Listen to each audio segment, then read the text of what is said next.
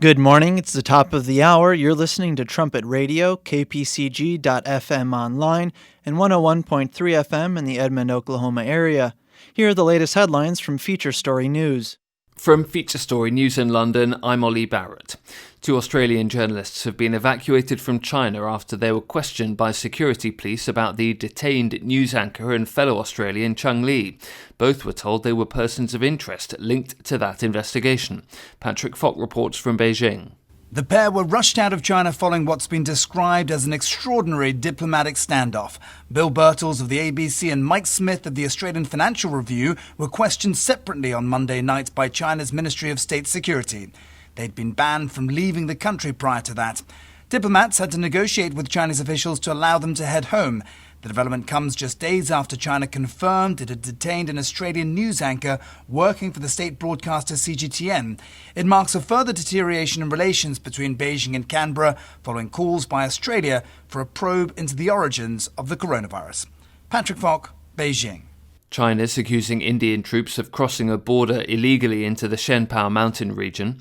Beijing says countermeasures were taken by Chinese guards without outlining what these were. Belarusian protest leader Maria Kolesnikova has reportedly arrived in Ukraine after an apparent kidnapping on Monday. She went missing for around 24 hours after eyewitnesses reported her being taken off the streets of Minsk by masked men. Julia Chapman reports from Moscow. Maria Kolesnikova was the last of Belarus's trio of opposition leaders to remain in the country as protests grew in recent weeks. She has been leading protest efforts as Belarusians demonstrated against President Alexander Lukashenko every day. Kolesnikova has also been a leading figure in the Coordination Council, set up to facilitate the transition of power. She is an ally of Svetlana Tikhanovskaya, the opposition leader who ran against Lukashenko in the August 9th presidential election. Tikhanovskaya is herself in exile in Lithuania after coming under pressure to leave Belarus. Julia Chapman, Moscow. UK officials say people have relaxed too much over COVID-19 restrictions as cases of the virus spike. The UK's seen nearly 3,000 confirmed cases for 2 days in a row. Government advisers warn that while hospitalisations and deaths remain at low levels, they are likely to grow if coronavirus begins spreading in older people. Professor Stephen Riker is a behavioural scientist on the UK's SAGE advisory group. We should have spent this summer driving down the infections, so we were prepared for the winter. We haven't done that. We have relaxed. Everybody's got responsibilities. So the government has got responsibility to support us and make workplaces safe and to give us the support we need, for instance, to self-isolate. And the public has got responsibility to abide by the restrictions. Because the one message you get from this pandemic, wherever you look in the world, is that if you're complacent and if you relax, it comes back and it bites you. From bureaus worldwide, this is FSN. You're listening to Trumpet Radio. Listen to the live stream online at kpcg.fm. Up next is the Trumpet Daily Radio Show, live from our studio in Edstone, England. The Trumpet Daily program begins right now. Today's world news, what it means, where it's taking us. I bring you the one and only possible message of world peace. This is a message of hope, tremendous hope. And he said unto me, you must prophesy again. And now, the Trumpet Daily with Stephen Flurry. Hello again, everyone, and welcome back to the Trumpet Daily Radio Show. It's nice to be back with you after a nice 3-day weekend. Of course, we had Mr. Loker, Andrew Loker, subbing in yesterday, so the Trumpet Daily continued on with its normal Monday schedule. But for those of you in the United States, Monday was Labor Day, so quite a few of you had the day off. I think at headquarters there was the big Labor Day picnic on Sunday. So hopefully you got some rest and relaxation and you're ready to roll for this week ahead. Speaking of Mr. Loker, by the way, a few of you emailed last night. I think the podcast was posted a little bit later than usual, but it is up there now if you'd like to see his program from yesterday. Over the weekend here in the UK, our Key of David program, The Haughtiness of Men Shall Be Made Low, that brought in 183 requests, almost twice as many as the previous week, which, of course, advertised the correspondence course. Every time we promote the correspondence course, every time I plead with viewers to subscribe or to enroll in the correspondence course. It never does produce that many results, but as Sam and I were saying, of the 85 or so that requested the course, if 5, 10, 15 of them, if they stay with it all the way through to the end of that course, 36 lessons, well, they're really going to be educated in the ways of God. In any event, the haughtiness of men shall be made low. I forget which booklets we offered for that, but we got a nice request, or a nice number of requests for that one. We also, by the way, I didn't have the radio duties yesterday, so we taped a couple of Key of David programs for here in the UK. So those will be going up here in the next couple weeks as well. Some key dates in the history of God's work over the last several days. Armstrong Auditorium just passed its 10th anniversary. The dedication events from September 3rd, 4th, and 5th. September 5th was the grand opening featuring Felix Mendelssohn's Elijah. September 5th. Also, by the way, I had quite a bit more on that last year with the 15th anniversary, but that was the day that my mother died. So now it's 16 years, which is hard to believe as well. And then as far as another date is concerned, today, September the 8th, 2000, that's when my father broke ground on the property in Edmond. 20 years ago today, we had the wide open fields, remember?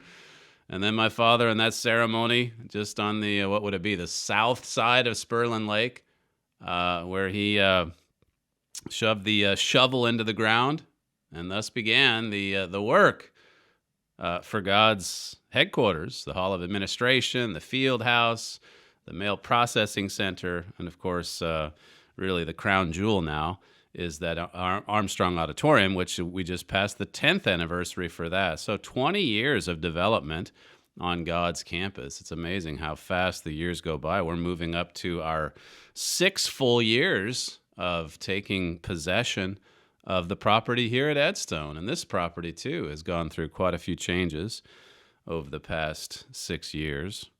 Well, I want to start with a few verses, these two in particular that I read over the weekend. It's just amazing to me how many we're very familiar. If you followed this program, you know all about Revelation 12 and verse 9, how that Satan has deceived the whole world.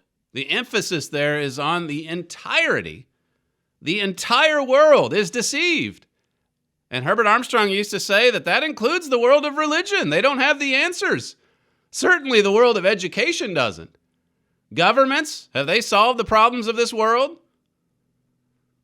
Well, it's not like Revelation 12:9 is standing alone. There's so many other verses that just talk about the widespread deception and evil. And just the fact that, even as Mr. Loker covered yesterday, this world, as Paul described in Galatians 1:4, it is an evil world. Consider 1 John 5. Let's read verse 19. It says, "And we know that we are of God." That's speaking of those few. The true church is called the little flock. It's just a handful of people. It says, "And we know that we are of God, and the whole world lies in wickedness." The whole world lies in wickedness. John doesn't say part of it or just one sector.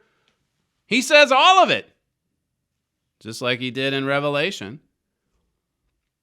Verse 20 says, "And we know that the Son of God is come and has given us an understanding that we may know him that is true.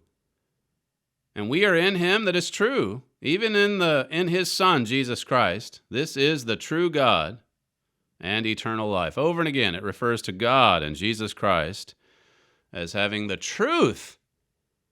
And yet look at how quick men are to reject it. I was reading this biography on Thomas Jefferson yesterday. I think it was written back in the early 80s, so it's not just super new, but it's not like it's, ancient either. I mean, it goes way back before Satan being cast down and all that. But anyway, it was talking about Jefferson and some of the things that he wrote on the notes of to Virginia, or of Virginia, something like that. It's his classic work. I should know it more, I suppose. But in any event, he's talking in there about God's creation. And this author just basically pointed out in passing, he's heaping praise on Jefferson all through the book, of course, but in passing, he just basically makes the point about how ignorant Jefferson was to hold on to this belief that God created the universe, that God brought all of this into existence by his power and might. Here he is, this historian, just so quickly dismissing what Jefferson thought, as if he's sort of on the level of God. I mean, he knows. He's educated, right? Thomas Jefferson wasn't. I just thought as I read by that, the arrogance to not even allow for the fact that they might be wrong. Why is that? Well, the Bible says that the world is full of wickedness, that the world is full of deceit. And 2 Timothy 3 in verse 13 says that this evil is just going to wax worse and worse and worse. And so we've got to get into some of these prophecies. Now there's good news. The good news is in Jesus Christ, his Father, God the Father, the true God, as it says in 1 John 5. In them is truth. That's where the solutions lie to the many problems we're seeing in the world today. One more verse here before we get into the news. It says in Ephesians 2:2, wherein in time past you walked according to the course of this world. Here Paul is talking about people coming out of the world and into the church. And he says to them, in the past, you walked according to the course of this world. This world is on course to destruction. That's what Jesus said in Matthew 21:20 or Matthew 24:21 and 22. Great tribulation. And it's going to get so bad that were it not for God's supernatural intervention, we would have had it. That's the course we're on. And so Paul says to these brethren, in times past, you walked according to the course of this world, according to the prince of the power of the air. That's the devil. So the devil is the god of this world. And he has this world on course to destruction. That's what these verses are saying. America really and truly is under attack. Just like my father wrote back in 2013. We are under assault. We are under attack. The attack is from within at the moment. And soon the attacks are going to come from without as well. This story that broke Thursday night on Friday's show, I had a bunch of other news, but it didn't really grab the attention of any of our news gatherers. And I read a little bit about it, or at least some of the headlines, and just thought, well, this is so preposterous for Donald Trump, who's done all these things for the military, for our vets. And the Atlantic comes out with this story claiming that Donald Trump has called America's war dead suckers and losers. I just thought, well, this is so preposterous. It's not even worth covering, is it? And yet you look at the way the major media ran with it. Well, they had this one pro-Biden group, Vote Vets. They were ready with this slick commercial. It came out within hours of the Atlantic piece being posted on Thursday evening. Within hours. And they've got interviews with all these vets that are they're quoting from the Atlantic story. And they are irate. They are upset with Donald Trump. Of course, Joe Biden, he was upset as well. He came out with his statement right away saying, it was disgusting what President Trump said. It was sick. It was deplorable. Absolutely damnable, said Joe Biden. He said he's never been so disappointed. I think he told another reporter he's never been so angry. And here this story is based on 4 anonymous sources. And over the weekend, it was thoroughly debunked. Even Jeffrey Goldberg, the author, is now walking it back about the helicopter flight 2 years ago to that U.S. cemetery in France. The weather, the near hurricane conditions practically. and President Trump couldn't make it to a ceremony because of the weather. The helicopter was grounded, and it would have been too difficult to try to drive him there. There wouldn't have been the security and such. And so here comes Jeffrey Goldberg, and they said this 2 years ago. His enemies, Donald Trump's enemies. Well, he didn't want to go to the cemetery because he didn't want to get his hair wet. You know, his hair is important. It was just a vanity thing. And then now Goldberg takes it a step further, saying, well, yeah, actually, Donald Trump was there telling his advisors, well, why would I go to this cemetery anyway? Those people are losers. They're losers. That's what he supposedly said. They're suckers for ever joining the military. It's just incredible. The attacks never end. And of course, The Atlantic, well, they're getting tons of hits, right? Jeffrey Goldberg, he's all over the news networks. Brian Stelter was talking all about it on Sunday. They're doing everything they can to keep this story going, even as it's being thoroughly debunked. This is from the piece itself, Goldberg's, posted on Thursday night. It says, the president has repeatedly disparaged the intelligence of service members and asked that wounded veterans be kept out of military parades. This is according to multiple anonymous sources. Here's some of the statements from Goldberg's piece. Trump's seeming contempt for military service. Have you noticed this? All these ceremonies, all these vets that he clears the way for. Did you hear his speech at Normandy? A couple of years ago, I guess it was just a year ago. The 75-year anniversary, powerful speech. Evidently, according to Goldberg, he hates those kinds of ceremonies. Oh yeah, he has contempt for the military.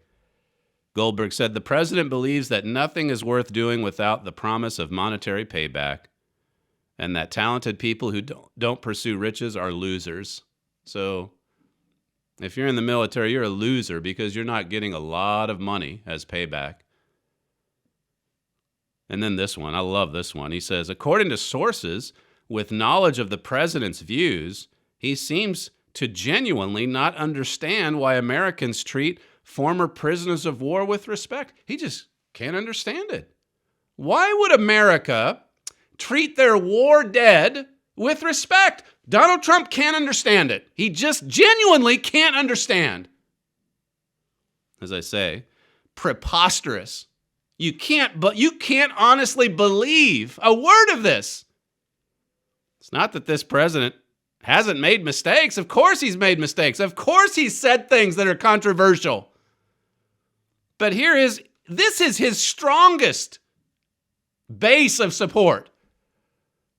And so here are the Democrats, absolutely desperate. And in my mind, just in thinking about it over the weekend, you hear about the October surprises. You know, the big surprise that your opponent waits and waits and waits until 2-3 weeks before the election. And I think this was their October surprise. I think they had to use it early. Again, the videos were all set. The networks were ready to run with it. Joe Biden came out with the statement right away. The October surprise coming in September. It's been such a bad few weeks. Ever since the end of the RNC, the convention, and all the heat that the Democrats are taking because of the riots and the rising approval ratings, among the black community for Donald Trump. And then you had the disastrous week last week for Nancy Pelosi and really all of the Democrats as they were exposed for the do as I say, not as I do statements, dictates, regulations. She had the salon visit. Every other salon is closed, but yet they open it up for her. And by the way, there was a story about gyms, government gyms being wide open to politicians. San Francisco gym owners, they're livid because their gyms have to be shut down. But if you're in government buildings, if you got gym equipment, if you're a government employee, well, you can go to the gym, of course. Of course you can. People are furious at this double standard. Do as I say, but not as I do. They get to go work out. You know, de Blasio got up and said, well, I've got to work out because I'm responsible to make decisions for you, the little people. So you stay home. Don't you work out. I'll work out. Just crazy. They're desperate, you see, for a change in the narrative because it's going bad for them. And so here they come with their October surprise. That's my opinion. Here they come with the October surprise, and it is so preposterous. Donald Trump just wildly telling all of his advisors, as if this would take 2 years to get out, they're suckers, they're losers. And for 2 years, evidently, 4 anonymous people just sat on it, wasn't a big deal, didn't really amount to much. But now, 60 days before the election, oh yes, this is the scandal of scandals. Joe Biden's never been so angry. America under attack. And somehow, some way, you have Donald Trump still rising in the polls. Incredibly. Victor Davis Hanson said, it's no wonder that one of Joe Biden's largest campaign contributors, billionaire Lauren Jobs of the Apple fortune, who owns most of the Atlantic. She owns most of the Atlantic. That would be the wife of the late Steve Jobs. It says, had the former Obama administration megaphone, Jeffrey Goldberg. He sat down with Obama, it seemed like every 2.5 days, for a big, just glowing piece of the Obama administration. Oh, if Barack Obama wanted to get a message out there with just softball questions right and left, Jeffrey Goldberg was the go-to man. Oh, yes. It says Goldberg, let's back up. It says they had the former Obama administration megaphone, Jeffrey Goldberg, exhume a 2-year-old and long ago refuted charge. Some of this nonsense came up 2 years ago. Yeah, he couldn't go to the cemetery because of his hairdo. And 2 years on, here we are again. It's like they're running out of scandals. That's what Victor Davis Hanson says. Now they're down to suckers and losers. To his strongest base of support. Desperate. Here's how and the New York Times on Saturday, very serious. President Trump confronted a political crisis on Friday that could undercut badly needed support in the military community. He badly needs this support. In fact, it's the Democrats who badly need it and any support it can get. It says, Mr. Trump, who has long portrayed himself as a champion of the armed forces and has boasted of rebuilding a military depleted after years of overseas wars, came under intense fire from Democrats. That's right. And other opponents. That would be Democrats and their allies, the media, never-Trumpers, and so on, who said a report in The Atlantic demonstrated his actual contempt for those who serve their country in uniform. And you know what jumps out, just like it always does, is that they themselves are guilty of exactly what they're accusing others of. This Barack Obama, John Kerry, Bill Clinton.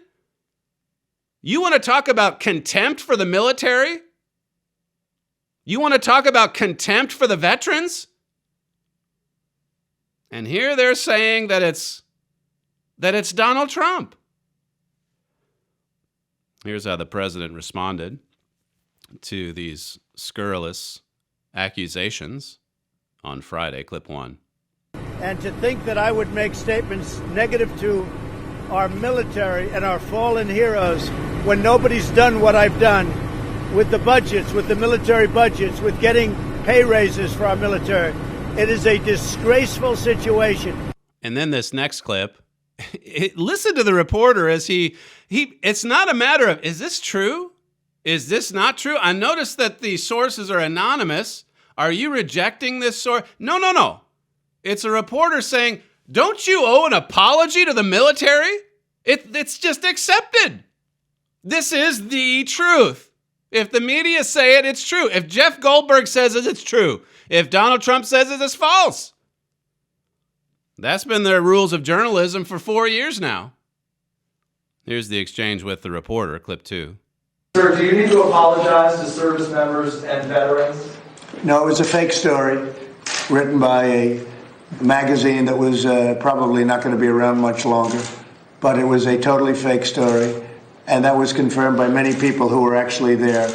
It was a terrible thing that somebody could say the kind of things, and especially to me, because I've done more for the military than almost anybody else. There's the president having to, as per usual, get up and defend himself. Well, it hasn't even just been himself. He's had John Bolton came forward. John Bolton despises President Trump. He was in the room. He traveled with the president to France 2 years ago. He was there when the ceremony was called off because of the weather. He said it never happened. He said he never heard President Trump criticize the military in the way that Jeffrey Goldberg says. And he's not alone. Others have come forward too. And now you've got all these people digging up these old clips of President Trump. He's definitely anti-war. He doesn't want to send the American boys off to war. That's been pretty obvious from the way he campaigns. There's obviously a lot of people at the Pentagon that don't like him. You know, the hawks, the ones that really want to have a war going on just continually. There's a lot of people there that hate him. But he is as popular as ever within the military at large. So here's a statement. This is from 13 years ago. He was being interviewed by Wolf Blitzer, and he was talking about some vets. Jeffrey Goldberg talked in particular about the contempt that the president had for those who were wounded in battle. Listen to the way the president talks about those wounded in battle. This is from 2007, clip 3. On a Monday, I let returning Iraqi injured soldiers come to the premises. The most beautiful people I've ever seen, but they're missing arms and legs. They're with their wives. Sometimes they're with their girlfriends, and the tears are coming down the faces of these people. There he is describing the wounded vets, certainly not calling them losers. The statement he made, Goldberg, that he just genuinely, here's Trump, 73 years old, and he's been an American. he's an American through and through. America first. He's had all these ceremonies with the vets. He's done everything he can to try to help the veteran hospitals that were just a mess. They were in shambles before he came along. But he just genuinely doesn't understand why Americans would have respect and honor for our war dead. America under attack. This is just another chapter of the and it was coordinated. The article's posted, and then here comes these well-produced commercials to attack the president within hours. Yet another attack, a coordinated attack on President Trump from the Democrat media complex. There was a piece in the American Mind today. This is from Claremont Institute, a conservative think tank. But this speaks of the coming coup. We've talked about the coup brought on by impeachment or COVID-19, the way that the Dems have used that, the lockdown, the rioting in the streets. But this article pieces together some pretty interesting and revealing statements that have happened over the last several months. And it says here, I didn't jot down the author, but it says, as if 2020 were not insane enough already, we now have Democrats and their ruling class masters openly talking about staging a coup. You might have missed it. What with the riots, lockdowns, and other daily mayhem we're forced to endure in this, the most wretched year of my lifetime. But it's happening. He calls it the most wretched year of his life. What does the Bible say? And we know that we are of God, and the whole world lies in wickedness. The troubles, the problems, piling high on top of our nations. How are we going to solve this? Well, as I've said before, you've got to give this president some credit for standing up to the mob. But these problems, they run so deep the evil, the wickedness, the division, the strife, the hatred. How do you solve this unless God doesn't intervene forcefully, as he says that he will?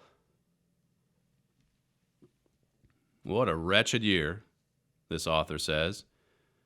It says it started with the military brass quietly indicating that the troops should not follow a presidential order. So he goes back over the summer. The rioting was off and running, and there was talk of the Insurrection Act. President sending in the troops without even the state asking them to come in, which is what he keeps saying they have to do, unless he declares an insurrection, in which case the military can take to the streets. And so the top military brass at the Pentagon, these were people working for President Trump, telling him basically, threatening him, if you do this, we're not going to obey the order. That's basically what our military leaders were saying. And he's bringing these quotes together, these statements together at the American Mind. It says, all this enthused Joe Biden, who threw subtlety to the winds.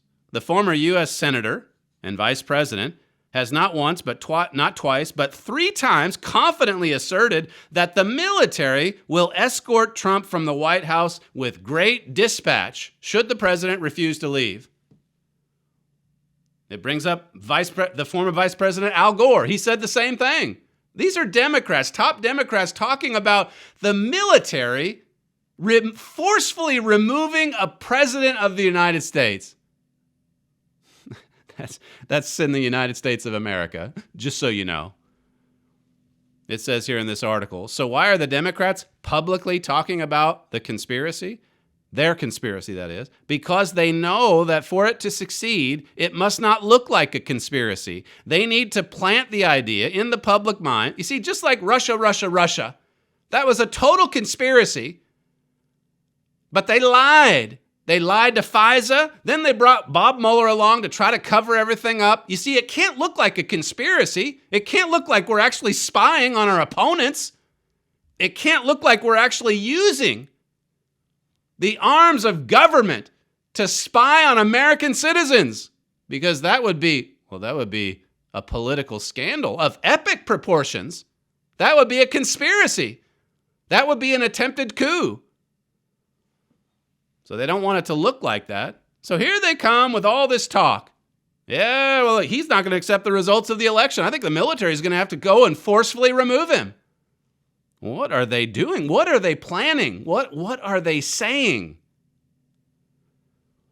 Well, it says the second part of the plan is either to produce enough harvested ballots, lawfully or not, to tip closest states. So they've got this plan in motion to declare the president as, well, he's not really the valid president. He lost, even if the ballots don't add up. He cheated. Hopefully their ballots will add up. We'll try to harvest as many as we can. It says the public preparation for that has also already begun. Streams of stories and social media posts explaining how, while on election night, and we've covered this before, it might look as if Trump won. Remember, the red mirage. It might look like he's winning, but take heart. Hillary Clinton told him, don't you concede. This election may take weeks to figure out. We'll win this with ballot harvesting. We'll win this in the courts. That's the way the top Dems are thinking. It says the third piece is to get the vast and loud Dem left propaganda machine ready for war. You see, they've got to get the media stirred up. And of course, they're not just stirred up. Their contempt, their hatred for this president, it knows no bounds. It says at this point, it's safe to assume that unless President Trump wins in a blowout that can't be overcome by cheating and or denied via the ruling class's massive propaganda operation, that's exactly what every Democrat politician and media organ will shout. They'll shout, Donald Trump lost. If it's even close in any respect, they're all going to shout in unison, he lost, he cheated, or we've got more ballots coming in. He won't accept the results of the election. Those accusations, remember, even the preposterous ones, they reveal a lot about the Democrat Party itself and what they are guilty of. When we come back, we'll talk more about everybody's favorite subject, COVID-19. I think that every time I put on my headphones and listen to the top of the news, it's all things COVID. You would think, I turn on the BBC, I turn on Newsnight at it's all things COVID. What are we at? This is day 176 of 15 days to stop the spread. 176 days. Well, we're not going to talk about it the way that the main networks do. We'll talk about the COVID coup when we return. You're listening to Stephen Flurry, and this is the Trumpet Daily Radio Show. If you'd like to email the program, you can send comments to td@kpcg.fm. We'll be right back.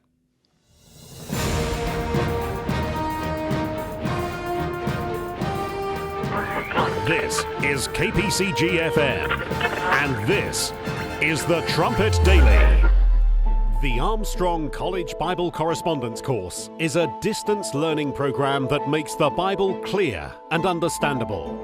The correspondence course enables enrollees to learn what the Bible itself says about subjects that affect you and the world you live in. This fascinating Bible course highlights and proves what the Bible says about morality, war, religion, terrorism, and other current events, focusing on the root causes of this world's many problems facing man, as well as their solutions. The Bible and this course also focuses on the reason mankind was created in the first place, the way to happiness, accomplishment, and fulfillment, as well as the truth behind important doctrinal questions, such as what happens after we die, the nature of God, the resurrection, the millennium, and other critical subjects. Enroll today in the Herbert W. Armstrong Bible Correspondence Course. Email your request to td@kpcg.fm or visit thetrumpet.com. From the Philadelphia Church of God campus in Edstone, England, this is the Trumpet Daily Program with Stephen Flurry. The California curse continues. The New York Post says a record 2 million acres burned in these devastating wildfires.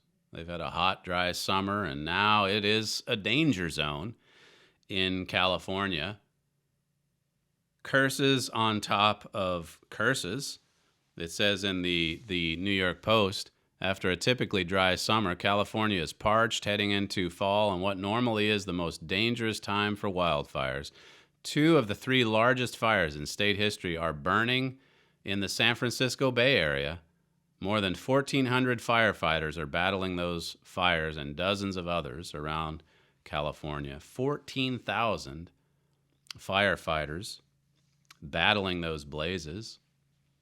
This has become almost routine. You've got that. You've got threats of floods and hurricanes in the Gulf of Mexico region. But returning to this 15 days to stop the spread, here we are on day 176. 176 days into it. And judging by some of the clips you see online, law enforcement officials around the world, some of them are proven to be quite skillful in wrestling maskless citizens to the ground, forcing masks upon them, even arresting them, arresting pregnant women for a Facebook post about a protest against the lockdown that happened in Melbourne over the weekend. Lots of tussles between those that weren't wearing masks and the police. Sometimes it doesn't even take the police to enforce this. Some very health-conscious citizens have even taken matters into their own hands, punching wide-open faces for not wearing masks. You got to stop the spread. You've got people without a mask being punched in the face. It seems like that would be some kind of COVID-19 violation. Knocking someone in the chops. You see more and more video images of that. This is from the New York Post. Here are some facts. If anyone's interested, you wish some of the top of the news stories, whether on the top of the hour on this station or at the BBC, that they just report some facts that would put it in a balanced perspective. Here's the New York Post. We've never before responded to a contagion by closing down whole countries. As I've noted, listen to this. The 1957 Asian flu killed between 70 and 116,000 Americans, between 0.04% and 0.07% of the nation's population. That was in 1957.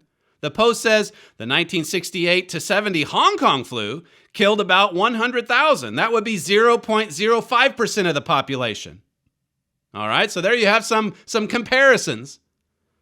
It says the U.S. coronavirus death toll of 186,000 is 0.055% of the current population. In other words, it's exactly the same, right now anyway, as the Hong Kong flu and as the Asian flu from the 50s and 60s. That's right.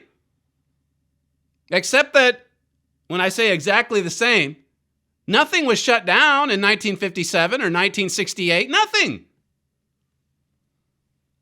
0.055%. It says here it will go higher, but it's about the same magnitude as those two flus, and it's been less deadly to those under 65 than the flus were. I mean, those flus in the 50s and 60s, they killed more young people. This one doesn't even threaten young people. And yet we've got to clamp down on the schools. Or if the schools do reopen, like here in the UK, they've got to wear masks and stay away from people.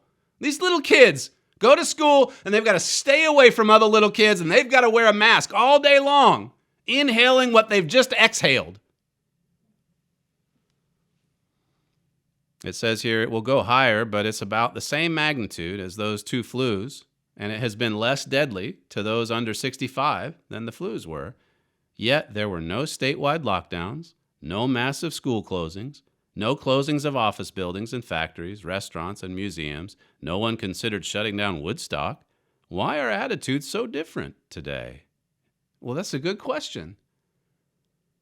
If it's the same as those flus in 1957 and 1968, why is it so different today? Well, for one, as we've noted on this program, this represents an opportunity for the radical left to grab power, and that's what they're doing in Victoria and elsewhere. A naked power grab. And of course, in the United States, the power grab there, particularly in the blue states, it coincides with this ongoing coup to bring down President Trump. They're using it. They're politicizing it. Desperate, as I've said, desperate for this to carry on, this pandemic, this scaremongering. Even as all the graphs, as the president said over the weekend, we've seen a dramatic decline. And what does the news media say? Oh, he's lying again. That's 20,001. He has lied 20,001 times now. Add this to the list. Here's what Tucker Carlson said on his program last night. He's talking here about COVID and how politicians have used this lockdown in particular. Clip 4. Once you give politicians power, they don't relinquish it. Why would they? For mediocre people like Eric Garcetti and Lori Lightfoot, people who could never find a job outside of, say, corporate HR department where the standards are very low, this was profoundly empowering. They loved it. The problem was it crushed the country. It crushed people, Americans, measurably. Divorce rates, for example, soared by 34%. At one point, newlywed separations doubled. Domestic violence and fatal overdoses increased dramatically. It may be a long time before we know how dramatically, but it's clear. Many people died as a result of this, and many more thought about killing themselves. According to CDC numbers, a quarter of all young adults contemplated suicide during the pandemic. Ultimately, the only group that found the coronavirus to be empowering were people who were trying to win a presidential campaign and trying to regain control of the Senate and the White House. Notice that last statement in particular. Ultimately, the only group that found this virus, the pandemic, empowering were the people trying to win the presidential campaign and to take back the Senate. In other words, these are Democrats using a pandemic that's no worse than the flu of 1957 or 1968. It's roughly the same. It's certainly not as bad as the Spanish flu of 1918. That was far worse than anything we've seen since. But when he said that, or when I saw that clip, Tucker's clip, it made me think of Trish Reagan. Some of you will remember this. Some of you will remember these programs that we produced in mid-March, all the way through to mid-April, when in a lot of ways this program stood alone. Trish Reagan got up early on. I think this would have been when CNN declared it to be a pandemic. They were first, right? And then the WHO, they come along a couple days later. Then 2 days after that, it's the national emergency. And then over the weekend, Neil Ferguson and his friends, they are advising the government here in the UK and by extension, the government in the United States, Fauci and friends. And then we went into the 15 days to stop the spread, which is now 176 days, but leave that aside. All of this back in mid-March. And remember what Trish Reagan said on March 9th? This would have been Monday, March 9th, just in the very early stages of the hysteria that would soon follow. Clip 5. The chorus of hate being leveled at the president is nearing a crescendo as Democrats blame him and only him for a virus that originated halfway around the world. This is yet another attempt to impeach the president. And sadly, it seems they care very little for any of the destruction they are leaving in their wake. Losses in the stock market. All this, unfortunately, just part of the political casualties. That's Trish Reagan on March 9th, talking about Democrats blaming Donald Trump for the virus. All right. And then all the destruction left in their wake. She was saying this before the lockdown was imposed. And then you get the update 6 months later from Tucker Carlson. It's obvious. And it's not even controversial, certainly not to the Fox audience. But did you know Trish Reagan was fired from Fox Business? She was fired after that monologue she gave there. Fox came under so much pressure. Well, she was saying this is an attempt to impeach the president. This is actually being used to attack the president. So she was removed. She was fired. And now you look at what she says 6 months later. Well, I wonder if she'll get an apology from Fox. Not a chance. She stood alone back then, and she paid the price. She was off the air within moments of that monologue, saying that these radical leftists were using the virus, blaming it, something that came all the way from China, blaming it on Donald Trump. And then what they've done to destroy the economy. How did Tucker Carlson put it? The problem is it crushed the country. Now we're at day 176. So you go back to those early programs for this show, and thankfully we weren't on Fox Business. Thankfully, we weren't on Fox News. Thankfully, we don't have advertisers. We're not beholden to advertisers at the trumpet.com website on this program. Now, the key of David, we've got station managers that come after us sometimes and say, we don't like this. We want you to change this. And if it gets to a point where, we can't work with it, then we move on to some other station. And that's happened. That's happened often over the years. But at least for now, God's given us an open door to proclaim the truth in a world full of deception and lies, in a world full of wickedness and deceit. This New York Post article, this one that dropped a truth bomb on the media, it should have been. You would think they'd be headlining this Well, let's look at the flu from 1957. Okay, here's the figures. Let's look at the flu in 1968. Look at the way we responded to the. And then today, what have we done? We have crushed the country. We have crushed the economy. You say something like that in the middle of March, you're gone. You're gone. The pressure was so intense. The pressure so intense. The deception so thick. It just covered the earth. Everyone was going along. Everyone said, this is what we have to do. Everyone said, this is the worst disease we've ever seen. Worse than the Spanish flu. This is going to kill millions of people. Millions of people in the United States. The New York Post says the exaggerated projections of some epidemiologists with a professional interest in forecasting pandemics triggered demands that governments act. The original purpose, to flatten the curve, segued into stamp out the virus. So that's why we hear all about infections now. I saw a headline today from Haaretz. Oh, Israel has had more infections yesterday than they've had through the whole pandemic. You know how many people have died in Israel over the course of this 6, 7 month, 8 month pandemic? Just a little over 1,000. I can remember when Bibi Netanyahu was saying it was going to be 10,000, I think, in a month. We've given you some of those stories on this show. Everybody was on board with it. The experts, the politicians, everyone. Well, some are coming around to seeing just how disastrous this has been. The New York Post article, by the way, it's titled, "It's Now Looking Like the Lockdowns May Have Been a Huge Mistake." Well, 6 months on, and the New York Post is right.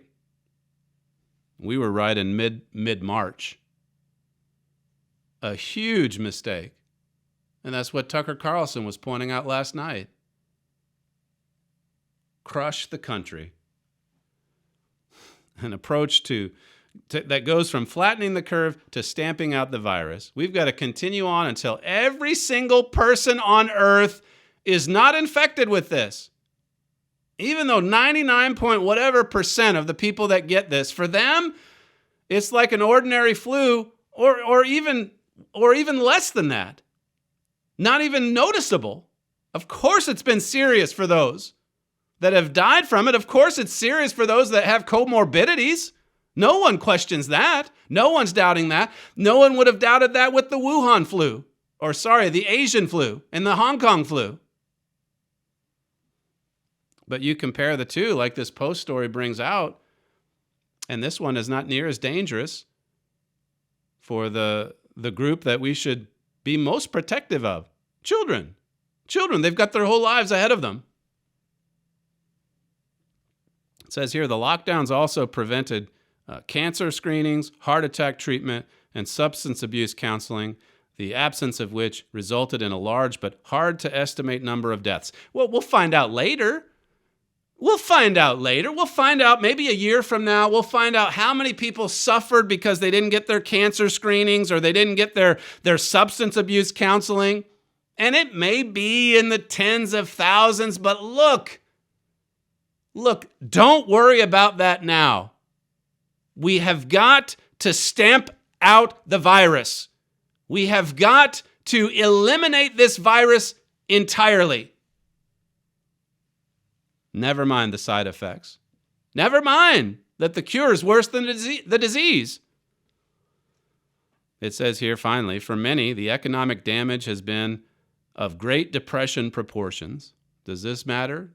Do we even care? Restaurants and small businesses have been closed forever, even before the last 3 months of the mostly peaceful urban rioting. It has mostly peaceful in quotes, by the way. Losses have been concentrated on those with low income and little wealth, while lockdowns have added tens of billions of dollars to the net worth of Amazon's Jeff Bezos and Facebook's Mark Zuckerberg. So they're raking it in. But the ordinary Americans, the ones that can't go to salons, they're suffering. they're struggling. The elites, they're doing fine. Chris Cuomo, he's doing great. Politicians, they still have jobs, even though they don't have to go into Congress. Got to stay out of the building because of the COVID, right? All these politicians staying at home, they're still getting their checks. All those law enforcement officials in Victoria, they're still getting paid. The people protesting, though, the ones that want their jobs back, their livelihoods back, they're the ones penalized. What does your Bible say about the governments of this world and the inability to solve the problems of this world?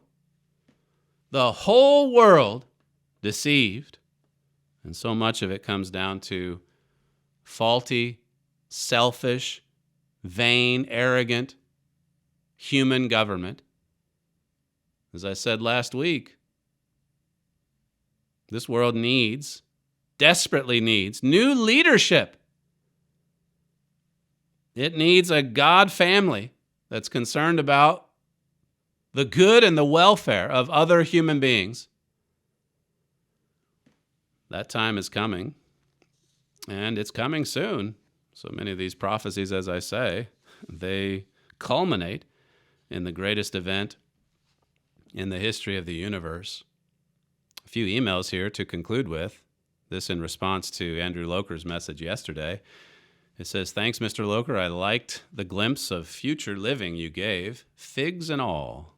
So that was on yesterday's show, posted right now at the trumpet.com website. Another one here says, "You should start a weekly newspaper in shops as people are real thirsty for facts, truth, and God right now." Another one says, in response to our YouTube stream, "I love this guy. Speaks the truth and is entertaining." I don't think we've ever gotten one on how entertaining the show is. That's good to know. One here says, "I think you're the most truthful on the web. Keep speaking before they shut you up." Another one writes, "Almost time to sign off here. Boy, the fastest hour. I notice when I read my Bible how fast time goes by, even with time spent with Him. Can't wait until the eternal clock starts where time won't run out to be with God. Thank you, Mr. Flurry and thetrumpet.com. Another one here says, "Glad to hear there's some decent law-abiding mayors, otherwise dismal listening." This is concerning last week's program, I think Friday, when we talked about some leaders that were actually upholding the rule of law in their cities. I saw another clip just today from the Detroit mayor saying that, we'll allow the protesting. That's your constitutional right. But if it turns violent, we will intervene to stop it. And good for him. Another one here says, "A house divided against itself will surely fall." That's exactly what the radical left wants. This one says, "Great show. Amen. Do you have any associated churches in or nearby the Sullivan County, New York area?" And we did send a message to that particular listener. Another one here says, "With everything on my Facebook page," well, don't understand that one.